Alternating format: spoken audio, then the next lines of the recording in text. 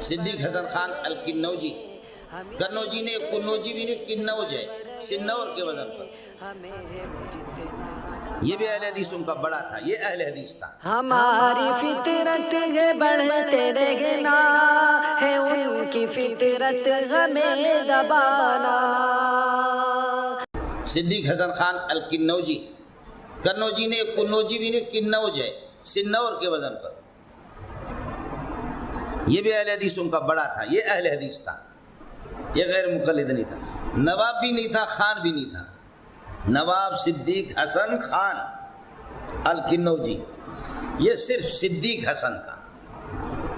نواب بھی بن گیا photo state ہو کر، اور خان بھی بن گیا فوٹو اسٹیٹ ہو کر. یعنی سر اور دم دونوں جو ہے نا وہ طبعاً لہا، طبعاً لہو نہیں بلکہ طبعاً لہا. آواز بڑی اچھی تھی اس کی، بڑی اچھی آواز، بہترین اذان دیتے تھے. اذان اس نے دی تو نواب کی ہمشیرہ نے، نواب کی ہمشیرہ غیر شادی شدہ، نواب بھوپال کی ہمشیرہ غیر شادی شدہ تھی. اس نے جب آواز سنی تو اپنے مزدوروں سے کہا کہ یہ جو اس مسجد سے جو آواز آ رہی ہے فلانے طرف سے، اس بندے کو جا کر کے تلاش کر کے لاؤ. نواب کی ہمشیرہ کہہ دے تو کون انکار کرے گا. جا کر کے دیکھا طالب علم ہے، غریب اور یتیم قسم کا آدمی ہے، تو اس کو لایا کہ بھائی اس مسجد میں اذان کون دیتا ہے؟ تو بتایا کہ صدیق حسن.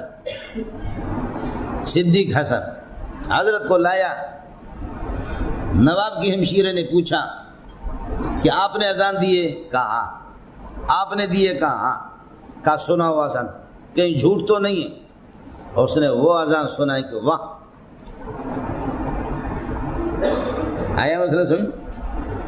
اس لیے نواب کی ہمشیرے نے حکم دیا کہ لے جاؤ اس کو درزی کے پاس، ٹیلر کے پاس، اس کے لیے کپڑے مپڑے سلا دو.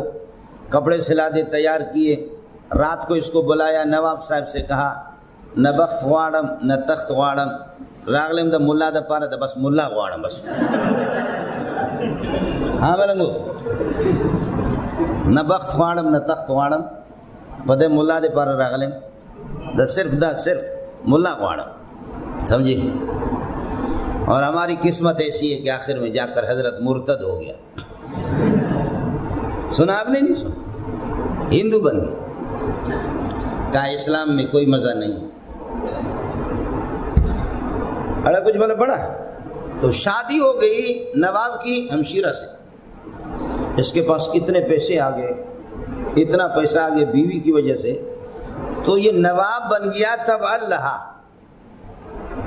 اور خان بھی بن گیا طبعاً لہا، اس کا تابع بن کر.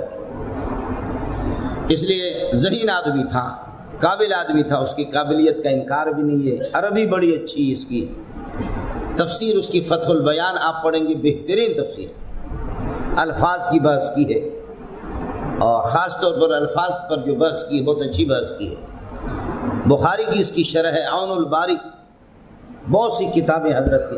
الحتہ فی ذکر صحاح ستہ جو آپ کے اس میں صحاح ستہ کے ابتدا میں مقدمے میں لگا ہوا ہوتا ہے، یہ انہیں کی ہے، حضرت کے نواب صدیق حسن.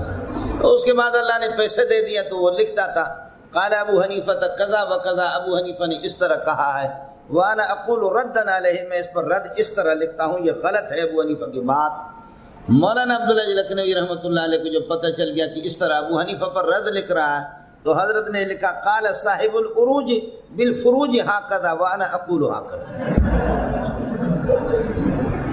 سمجھ میں نہیں ہے؟ قال صاحب العروج بالفروج، ترجمے کی ضرورت تو نہیں ہے نا. قال صاحب العروج بالفروج ہاکذا وانا اقول ردا علیہ ہاکذا. میں اس کے جواب الجواب اس طرح دے رہا ہوں، یہ نہ نواب ہے نہ خان ہے، بلکہ شوپڑ خان ہے. کچھ بڑا بڑھ گیا. ہم اتنی تیزی سے بڑھ رہے ہیں، ہم اتنی تیزی سے بڑھ رہے ہیں، ہمیں وہ جتنا دبا رہے ہیں.